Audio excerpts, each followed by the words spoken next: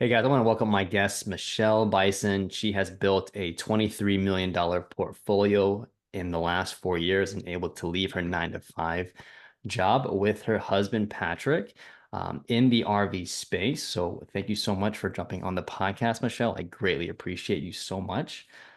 And my Thank you. first question to you would be, besides the money, what was your purpose in investing into real estate or in RV parks? Well, actually, we started in single family homes. Okay. We were going through COVID. Hmm. Everybody was home. My husband had a very high stress job that actually took him out of the house at least 2 weeks out of every month. So he was traveling around the country, he was doing different things. And thankfully, I was able to go with him a lot of the time, but we still had children at home. So I couldn't go all the time.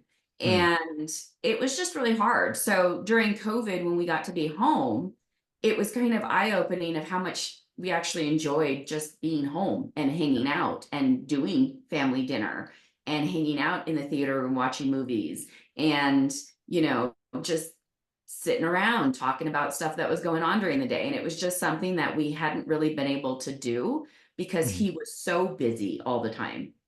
Uh, So when everything slowed down, it just really made us realize like how much time we were losing. I see.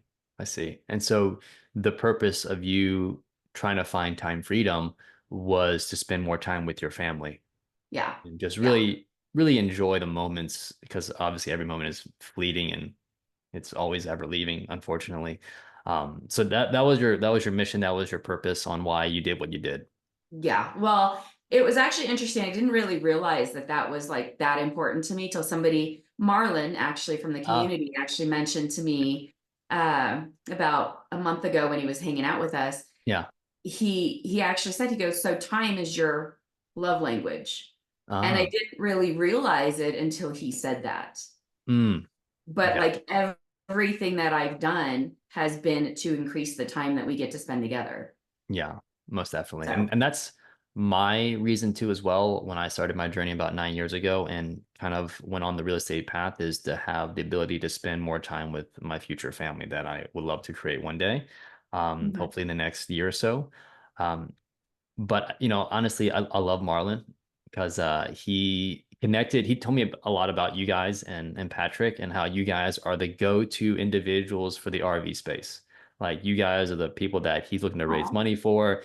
He's looking to do partnerships with you guys, and it means a lot because Marlon is a very solid guy, and yeah. yeah, he knows his stuff pretty well too as well.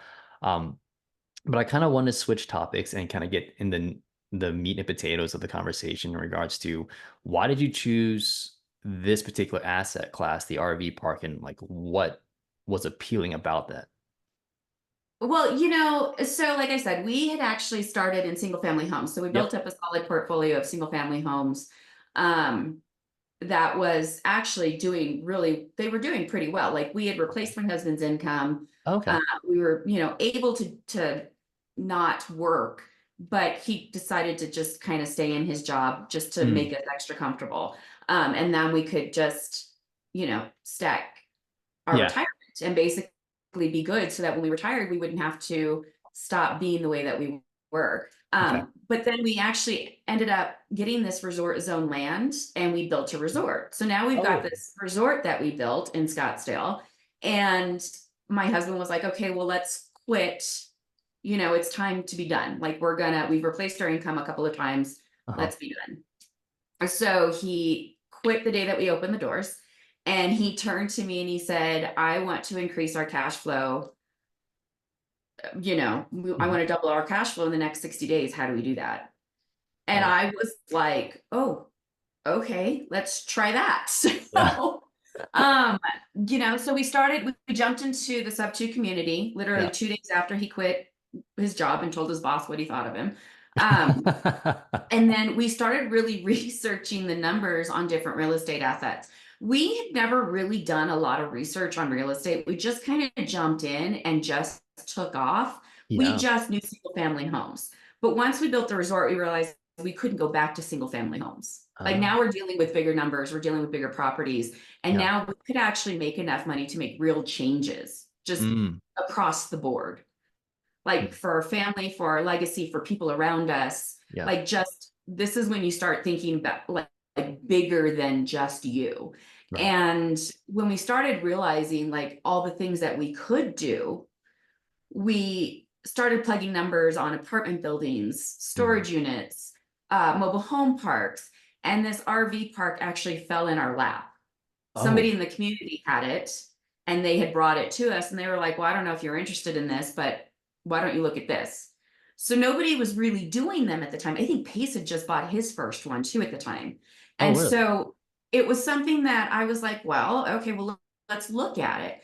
So as I start doing my research, and that's the thing is that when I start getting into something, I'm all in. Like Okay.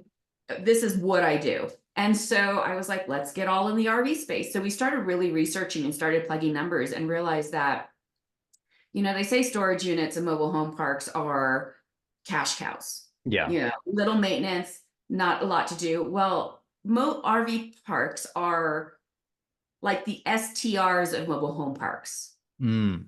So when you're at a mobile home park and you're charging, say, $500 for a spot fee and maybe putting a mobile home park and owning the mobile home park on it, I actually charge a nightly fee. Or Okay. like a storage unit, it's $60 for a month. I charge $60 a night. Like when you Right. start looking at numbers that way, it's a whole lot different. And I started realizing that you're just turning these things over and I'm not having to clean anything. I Yep. don't have to deal with anybody's mess. I don't have to reno an apartment, Yeah. change locks. I don't have to deal with tenants.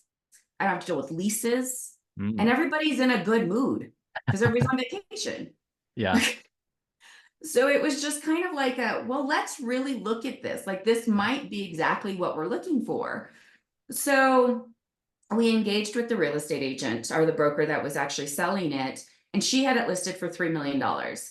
And I Okay. thought, okay, that's a lot of money. I haven't dealt with anything like that large. I mean, even Right. our Scottsdale build ended up being at 3 million, but we had a construction loan. The land we negotiated from 1.6 million down to 500,000. Oh, wow. And then the bank gave us the construction loan on top of that. So Okay. going into a $3 million park, I was like, ooh, that's a little scary. Yeah. So when we started engaging with the broker, I started to realize, well, wait, it's in this really popular tourist town and it's not doing the numbers it should be. Okay. Like there's something wrong. Right. So we started kind of visiting the park at different times and just kind of like viewing it. I mean, Uh-huh. it's in Missouri. We live in Colorado. So we would Oh. literally fly out Oh, wow. to take a look at it. And the thing that we realized was that it was a 68 spot park. Okay. There were only 31 spots that were ever being used, Mm. and they were charging $650 for a month. So they were all long-term guests. And the park was scary. Oh, how so? There was a drug dealer that lived there. Oh, okay. There was some prostitution going on. Makes sense.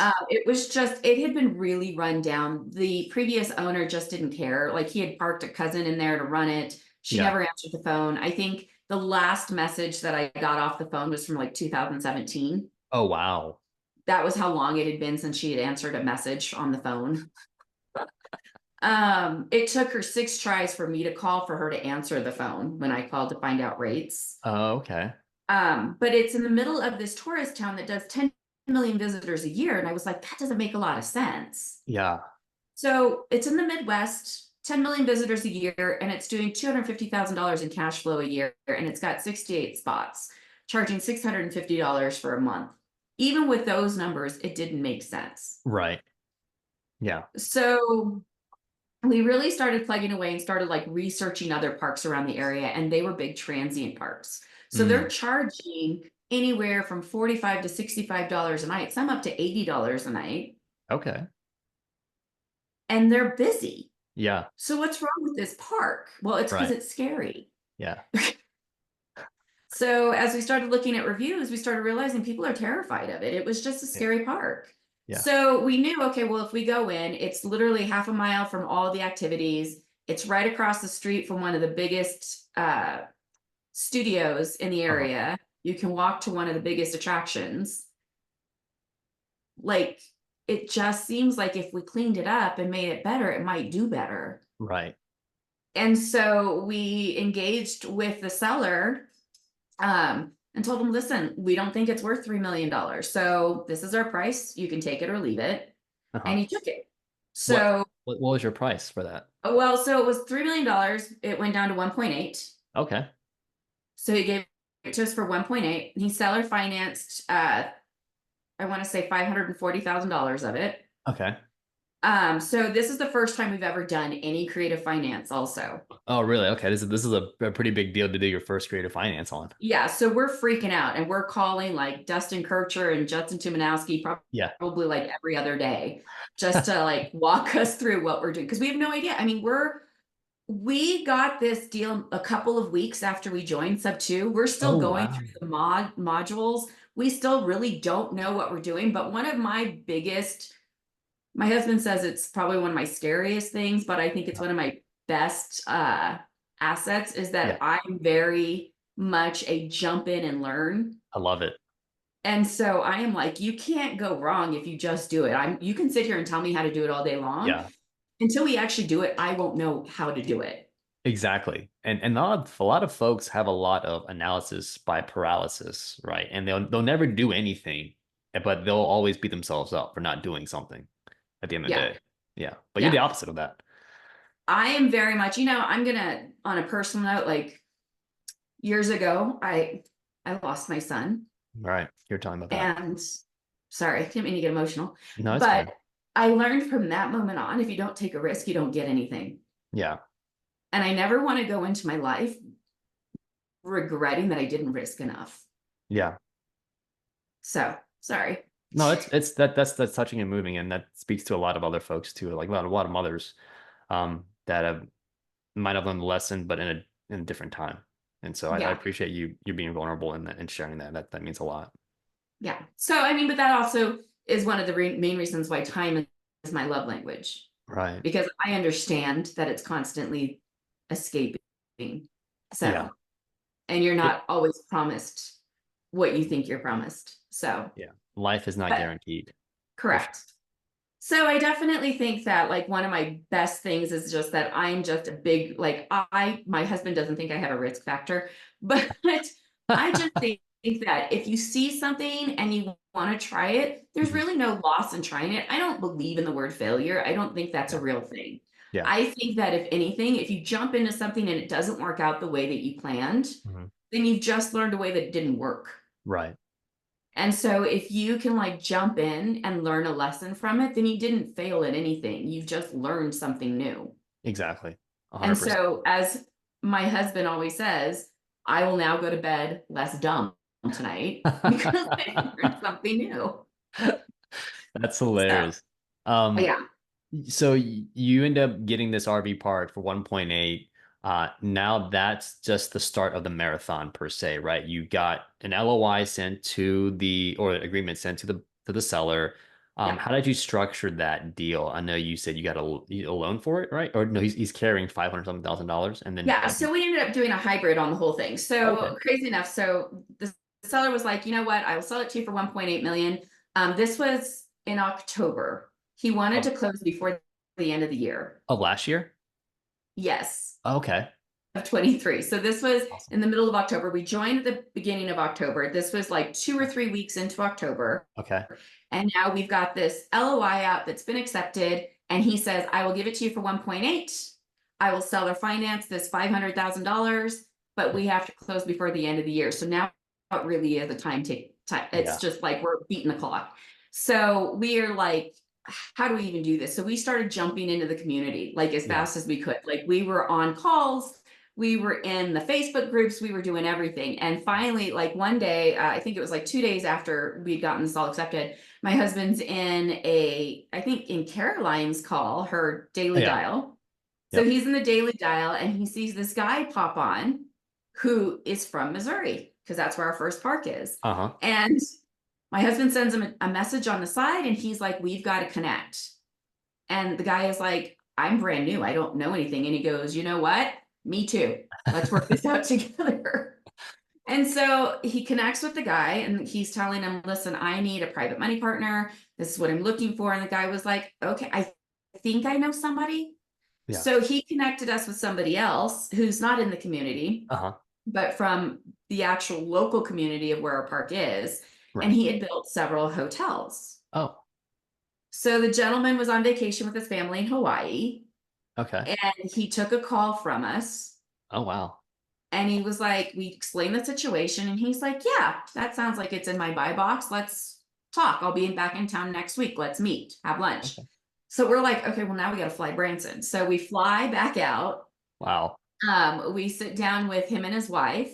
Yeah. And, like with every conversation, it starts off real shaky because we're not really sure what we're in for. Yeah. By the time we were done, they're like family. We love them. Oh, that's So amazing. he agreed to give us a portion and be a private money partner on it. Okay. But on top of that, one of the things that he actually also did was he agreed to be our sponsor at a local bank. Oh, wow. That's amazing. And yeah, which is a big deal. I mean, we Yeah. don't talk about sponsors a lot because we don't do a lot of deals with banks, but Yeah. sponsors, especially when you go into a commercial real estate space, you usually need to have somebody who has a net worth larger than the asset, Right. somebody who has experience in the space, Yeah. and somebody who is willing to basically sign off on you. Yep, exactly. And that's a And huge risk too as well from it is a huge risk. And yeah. so we're so thankful. But he took us to the bank, and the bank originally had told us no, because we had gone to the bank as a Oh, sideline. If we don't get the creative financing, let's have this as a backup. And okay. since we didn't have enough experience and we had no experience in an RV space, the bank said no. Oh, I see. Okay. And that was a local bank or is that It was a your local bank, oh yeah. wow. Okay. And so we actually, when we went back with him, we were like, listen, we need to fund this. This is how much money we have left Yeah. to raise. And we need it done in like 45 days, Oh wow. which is also unheard of in Yeah, it's commercial really space. fast. Yeah. Um, but they were like, yeah, no, we work with your private money partner all the time. He signed off on you guys. We'll get this done in 45 days. Wow. And so they actually ended up giving us 80%. Oh, Our private money partner gave us 30%. okay. So over. And then our seller financer actually gave us, his 500,000. Okay. And so we ended up getting the money Yeah. plus the CapEx. Yep. And we were able to go into it. We made $70,000 the day we closed at the acquisition table for the Okay. acquisition fees. So we Amazing. walked through with $70,000 from the check, from the closing. Uh-huh. And then we walked into the park and there were just under $30,000 of tenant fees that were paid for the month of January, because this was December 28th. Okay. And so now we've gone into this deal with zero money out of pocket, Yeah. and we've raised a CapEx. Yeah. We've got a relationship with the local bank, and Right. we've got this great private money partner. And the seller turned around and actually at one point said, oh, well, if you would have asked me for more, I would have seller financed it for more. No way. And that was a huge lesson. Yeah. You should always ask for You more. should ask. Yeah. Wow. Yeah. It's funny because I end up going through your social media and I've learned the same lesson that you said on your social media where you befriended the local police, right? And you basically said along the lines of like a lot of them are gonna the training dogs, the police training dogs are gonna be coming in and doing training on your site and facility, and you told that to a particular manager or whoever in that park, Well, it's a and then maintenance that man. yeah, and then Yeah. he told everybody, and then they skedaddle, basically. Yes. Yeah. Did So the night before we actually moved into the park, because we moved into our park for 3 months, we wanted to learn oh everything about the asset. oh amazing. And I'm just, you know what, we are just, like I said, when I go into something, I am all in. So it Yeah. was I want to learn everything about this asset class that I Mm. can. Yeah. So we literally, we bought a park model seller finance. I went to the 3 weeks before we closed, Uh-huh. there was a camp owners expo in Branson where our first park is. Okay. I started, networking with some of the vendors. One of the vendors had a house that he didn't want to take back to Florida. Oh. And I, was like, hey, how would you feel about seller financing that to us? And he did. Oh So, wow. That's amazing. so he was like, if I don't have to move it back, he was like, yeah. So he actually dropped it off that night. Wow. And we had it sitting there waiting for us for when we moved in. So the night before we actually moved Oh, into okay. the park, I whispered in the man's ear that, hey, you know what? We're building this relationship with the local police. We're so excited, good community, camaraderie. We want to Yeah. make sure that they feel safe here. We want families to come back. I've allowed the canine unit to train on our facility. So just make sure that nobody pets the dogs. Yeah. And that night we lost all the drug dealers. They didn't even call for a refund. Yeah. That is great. um yeah, no, they just took off. So it really did. We probably, with that park, I think there's only 3 guests that were there long term that are still with us Oh, wow. from the original. Yeah. And they're all widowers, and they're just quiet, friendly people, Yeah. that are so thankful that the park has turned over. Right. But we really did come in and clean the entire thing out and repositioned it, rebranded it. We did Hmm. everything. Thank goodness we raised the capex to go in, because we were able to carry it for the 2 months that we completely emptied it out. We Okay. were able to rip out old buildings, put in new Mm. pads, redo a bunch of things, hire management, rebrand it, reposition it, take over websites, take Wow. over the SEO, put in reservation systems. We did all of that, Uh-huh. went through the CapEx really, really fast, and then Yeah. started getting people in as fast as we could. How much of the CapEx, how much of that all cost as far as CapEx, like number wise? Do you remember? So we actually we're close to about $500,000.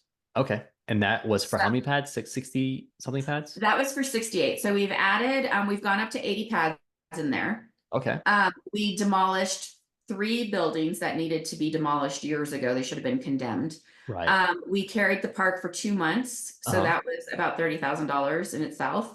Oh, Um, wow. Okay. yeah, with servicing the loans. Yep. Um, Repositioned everything, rebranded it, put up new signage, took over all the old websites, built new websites, put in the new Wow. reservation system, placed management, Yeah. trained on all the systems, redid the community center, cleaned everything up, and we were hands-on. So we were physically there doing a lot of it too. Oh, really? So you guys are basically swinging hammers and cutting wood and all Yeah. that stuff?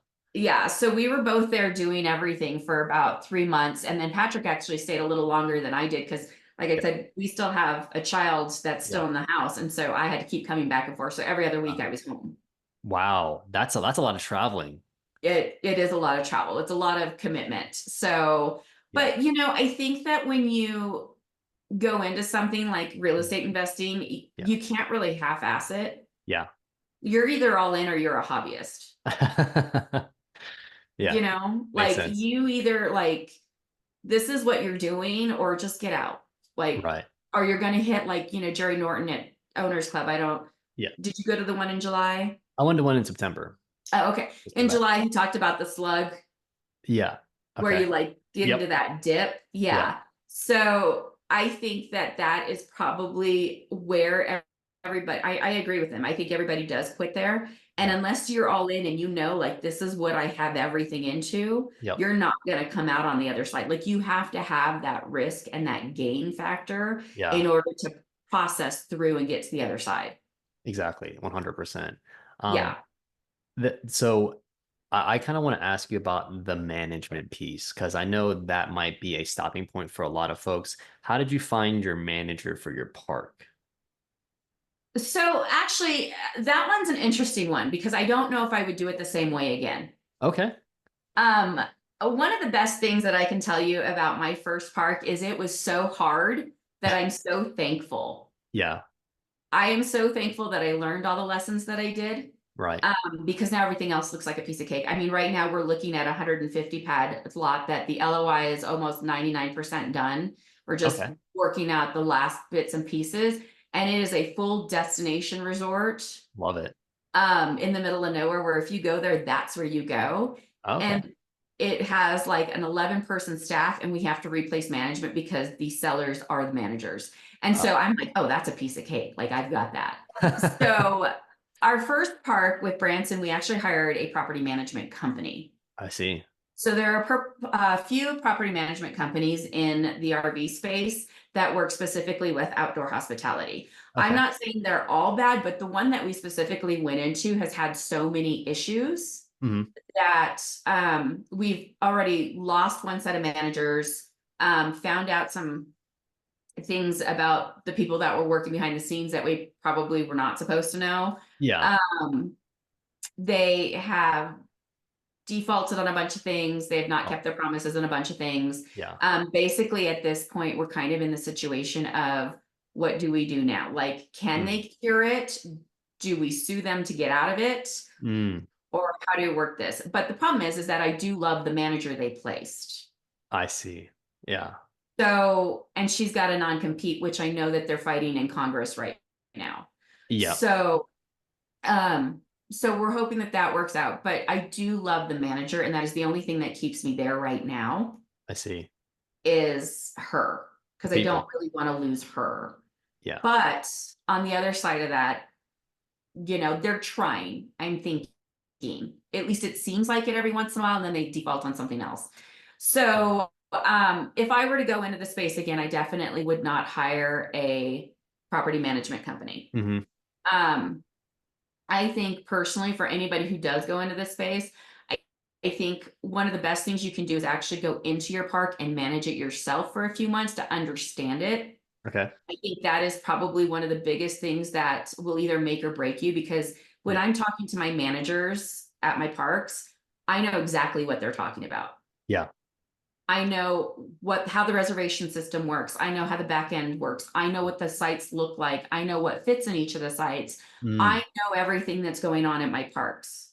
I And see. I think that that makes it a lot easier. Yeah. Um, I also know most of the long-term guests who come into our parks. So when they're Okay. like, oh my gosh, so and so had an accident, or oh my gosh, so and so is coming back this fall. Like, we have long-term guests that come in.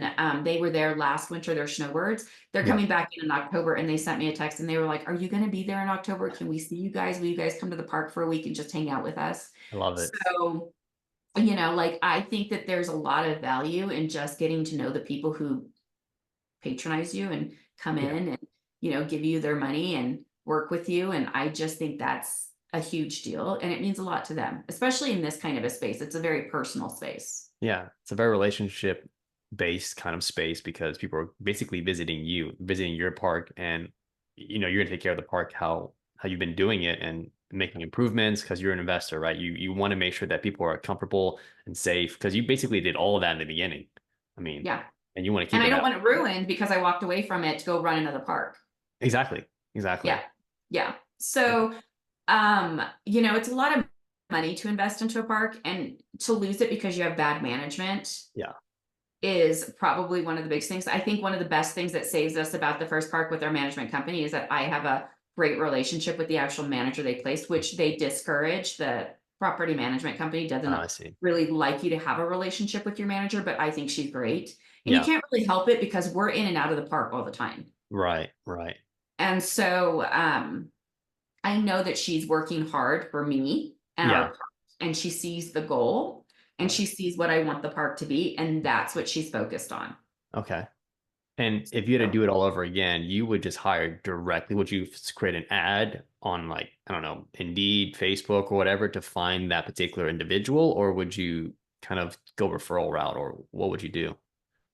I think it really depends on what kind of a park you have. Yeah. I think if you get in and you kind of figure out the culture of the park, Yeah. I would start there. So, Okay. like, if I were to start with this first park Yeah. again, I would probably place an ad for somebody local. Okay. And then I would start vetting them and training them and going through them like that. Okay. Now that I have repositioned the park and that there are new people in there, we do have some long-term guests that stay with us. Sure. I would probably walk into that park because it's a different place and the people and the quality of the people who are there is a lot different. I would actually probably get to know my long-term guests Okay. and see who would fit what I would need from there. Oh, I see. They already live there. Yeah. They're already happy there. They Right. already have a vision of how they want the park to be, Right. and they care. Yeah. It's Because their that's home. yeah, exactly. That's smart. I like that. That's a very good ninja tip Yeah, for somebody to find a yeah, manager because I feel like that's the That's like with cleaners on Airbnbs, like the cleaners are your main source of people that make or break. For an RV park would be the management side of things, like the long-term tenants that understand the park, that's been there, that knows everybody else in there, that knows what's going on. So that's a really good tip to kind of Yeah. add to. But I do think that you have to go back to realizing like as long as your park has a good set of tenant guests, you Yeah, never call them tenants in this space, guests in yeah, your space, then like I would have never done it with the first set. yeah. Makes But sense. now that they're all different and they're all a better crowd, I would absolutely look at them and say, hey, Yeah, like, let's evaluate who here loves the place enough to actually manage it. I love it. Okay. Um, So that's where I would probably start. Our second park, actually, we really lucked out because the seller financed it to us. She was asking 1.6 million. We uh-huh. actually ended up getting it for 1.3 million. She seller Oh, financed 100% of it. wow. We actually also financed the broker who brought us the deal. Oh, So really? we worked it out so that we paid half the day we closed, which we took out of the money from the park.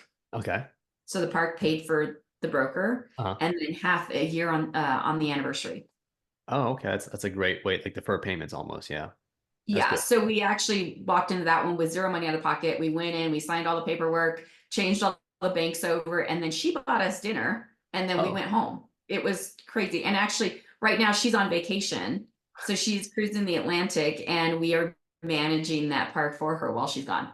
that's amazing. So when you're looking at these parks, how do you underwrite it? Like a fast, dirty way? Like you look at the top, what NOI and then cap rates. How do you delineate what's a good valuation or a good offer for a park? Well, so for us, I think that one, like it's going to be different for everybody. Of I course. think that everybody's going to have their own plan. So for us, the way that we look at each park is we're like, okay, we're going to bring in investors. Mhm. We need to do payouts. We need to make Mhm. sure that we can hire management at a livable wage. So depending on the size of the park, we're going to have to put in like a maintenance man and a part-time manager. So like Branson, it's got 80 pads. We've got 4 more acres that we can expand onto. Okay. So we're eventually going to expand into that and put 40 more pads on that. Um, but right now at the 80 pads, we need a manager and a maintenance part-time manager. So we have 2 people on staff. Okay. And then we have one gentleman who is like in his 80s. He's been there for 13 years.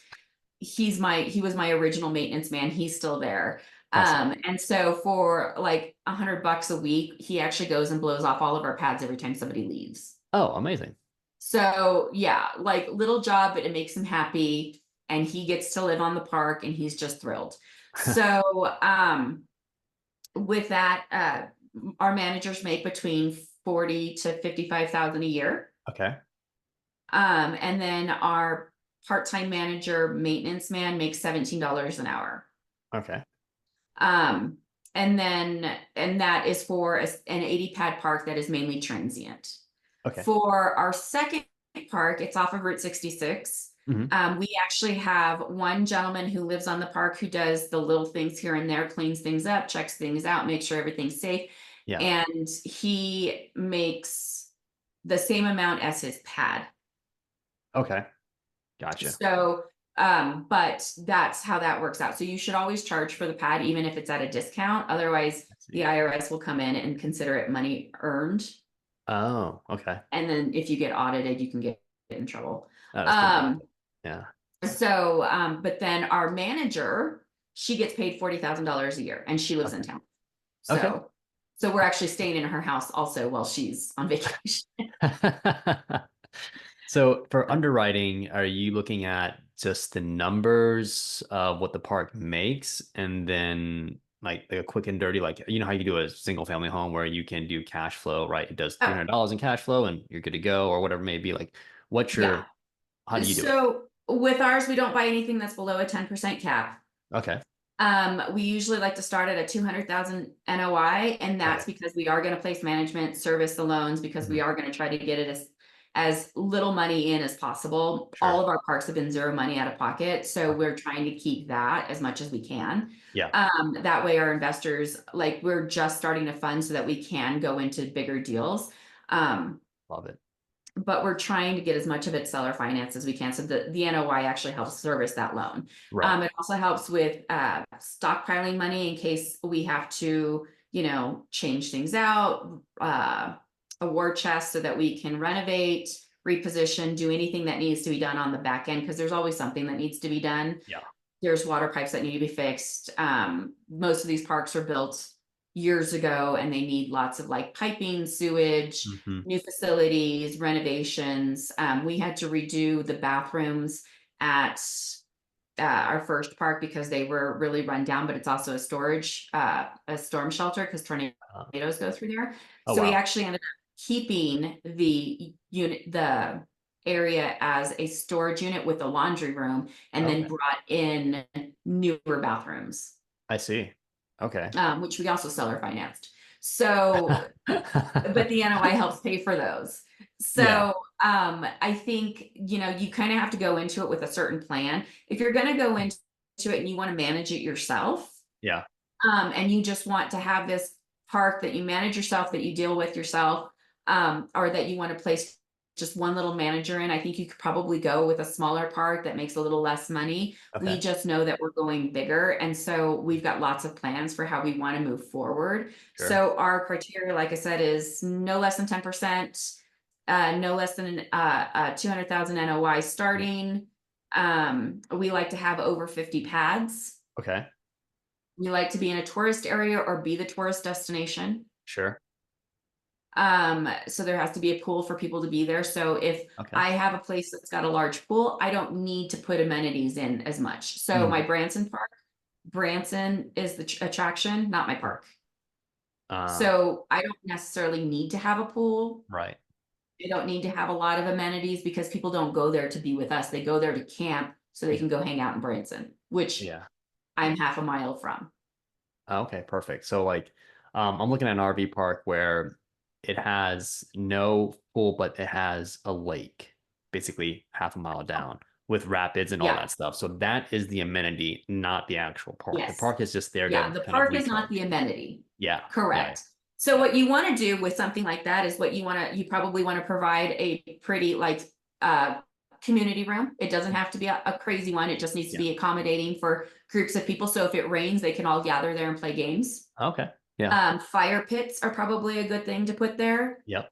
I've realized that because we've got two different parks. One has fire pits at each personal place, one does not. Okay. People love fire pits at Yeah. their own personal place. One of the things that one of our campgrounds does is they sell the stainless steel fire pits Yeah. for each area. So you can either buy them from us for a Oh, $50 upcharge so that you can get it that night, yeah. or you can rent it from us Oh, for the time that you're there.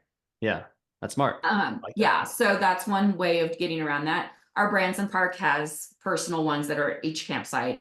Um, Firewood, you can add Yeah. firewood, s'mores kits, Oh. snack bars. We have, if you have a liquor license, you can put together little mimosa packets. Oh, You cool. like put them in a big jug and put all the ingredients in, so they just pour everything in and shake it, and then they sit at their campsite and Have a good time. have a good time.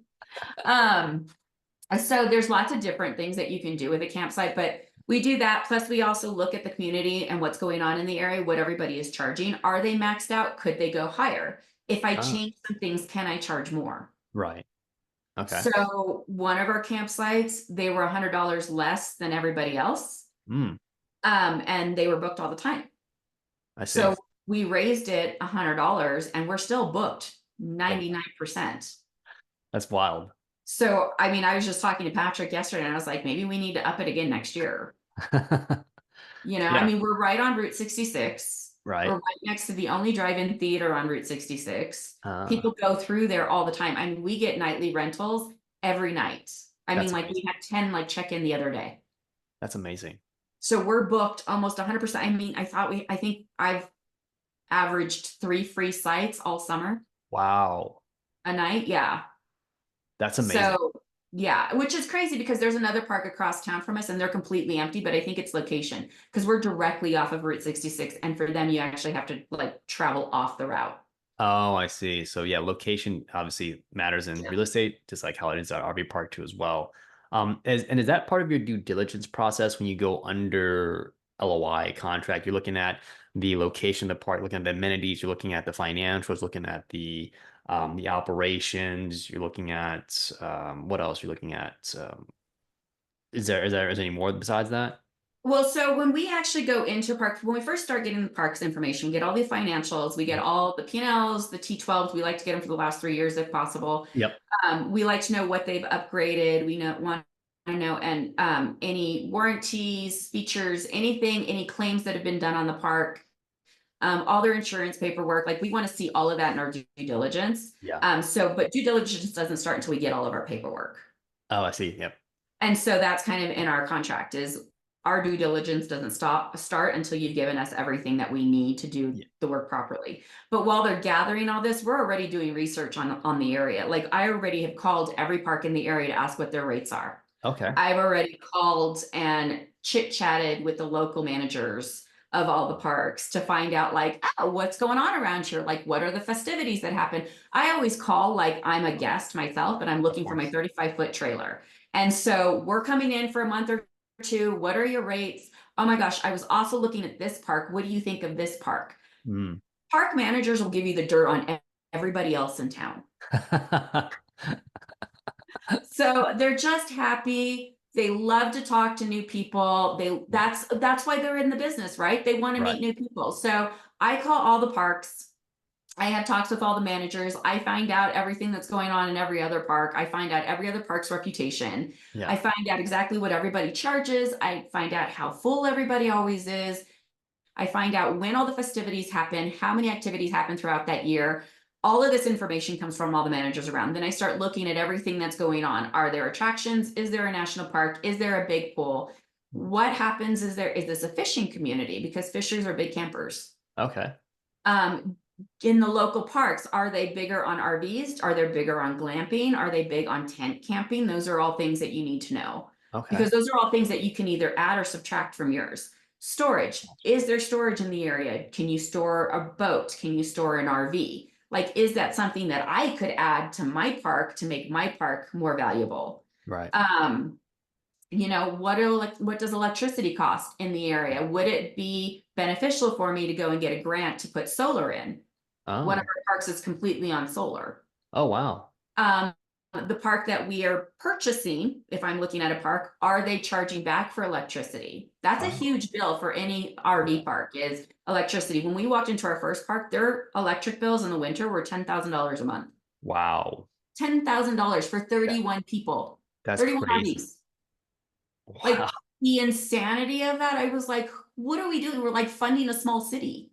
Yeah. And the crazy thing is they weren't charging them for their electricity. So they were just, as I was hanging out as a guest Yeah. at the campsite, they start telling us, oh, this is a great campsite because they never charged us for electricity. Oh my Well, gosh. what do you mean? Well, we plug in like 3 space heaters in each of our campers.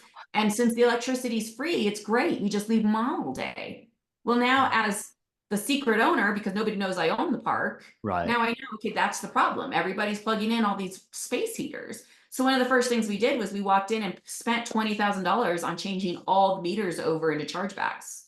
Oh, that's So now they're incredible. all on a system where they send to on a Wi-Fi, they send a signal to my system that says this is how much electricity they use, and they are all now being charged for their own electricity. I did lower the rates though. Okay. So they went from 650 to 575. Okay. For that. And I charge them for their electric, Right. which then brings them to closer to 700 with their electric bill. Right. That makes sense So because I'm still ahead. yeah. Yeah. Yeah. Yeah. So So you're my looking through a electric lot of bill has stuff. gone down drastically. Yeah. No, you're not paying a $10,000 bill every single month for sure. That's wild. Yeah, yeah. And I think that that is one of the biggest things is when you go into a park, you're going to realize that, especially like a lot of mom and pops or people who have been running these parks for years, Yeah. they've had them for so long that they didn't notice how much money was going out. Hmm. And when you start really plugging into the numbers, you start realizing I could probably save money here. I could probably save money here. There's probably a water leak over here. Yeah. Like we found a water leak in one of them that had been going on for years, and it was like 120,000 gallons a minute or something Wow. ridiculous. Like we should have had like the entire place should have been a lake. Wow. But one of the first things we did was pay the $3,000 to have somebody come in and sonar the area to find the leak. Oh, okay. And Yeah. it lowered the bill down right away. That makes total lot of sense. Yeah. Dang. Yeah. That's so you're doing a lot of due diligence. Like you go into the park, you're asking all these questions, you're getting the lay of the land, the scope, and then basically once you close, you're just going to be like patching up these holes and then just have it all funnel back into the bottom line, which would be the net profit at the end of the day, which makes a Yeah. lot of sense. Because that way you have a plan of attack, you have a business plan where you can basically execute as soon as you close. And then from there, it should be more profitable from day one, is what I'm Correct. basically what I'm hearing. Yeah. Um, Well, I mean, and that's the thing, right? Is that we're in this because we're investors and we want yeah, to make a profit. We're not doing this because this was our lifelong dream. yeah, 100%. Yeah. Well, I want to appreciate you. I want to, make sure that I honor your time and I appreciate you so much. Where can people find you, Melissa? Oh, Michelle, sorry, not Melissa. Sorry. it's okay. Yeah. I was going to say, you can find me on Instagram, at Mychele Bisson. It's MyChelebisson. Uh-huh. I'm actually getting ready to launch a personal brand website. Love So, it. you'll be able to find me at michelebisson.com soon. Uh-huh. Our fund is going live in the next week. Oh, Actually, I think, wow. yeah. I think our investor portal actually starts today. So Um, exciting. yeah, so we're actually getting ready to do that. We already have our first one in the funnel that we're getting ready to do the raise for. Okay. Um, that one was actually started as a $7 million park and we got them down to 4. Oh, So wow. yeah, so and then we have 3 more LOIs that are going out this week. So So where can people find more information in regards to your investments and like what you're looking for? Is it on the website too as well that you're going to be launching today? So on my website, that website will actually launch into our fund website. Okay. It'll funnel into our fund website where you'll actually be able to find all of our offerings, everything that we're going to be doing, all the things that we get to invest in. And, the great thing is that you can passively just invest your money into this and then let our expertise kind of take over and do all the hard work. So Love instead of you being out digging sewer lines, I actually will be out there digging sewer. it. Wow. Which is something you also need to be aware of when you go into a park. Those are things you've got to do dirty work. Yeah, it's because it's basically utilities, and concrete is Yeah. what I'm, yeah, Yeah. yeah, I mean, yeah. the thing is that at the end of the day, like it also depends on how old the park is that you're going Mhm. into. Like if you're going into a newer park, all these things are probably, but you're also going to pay top dollar for it. Yes, you are. So we look for parks that probably were built a lot way before, have had some work done to them consistently, were cared for, but probably need to be revamped. Yeah, that's awesome. So your fund goes live here shortly, and is there a particular different website? I know you said your own personal website goes to your fund, but where So can our people? fund, actually, the website for our fund is going to be Oh, bisonpeakventures.com. amazing.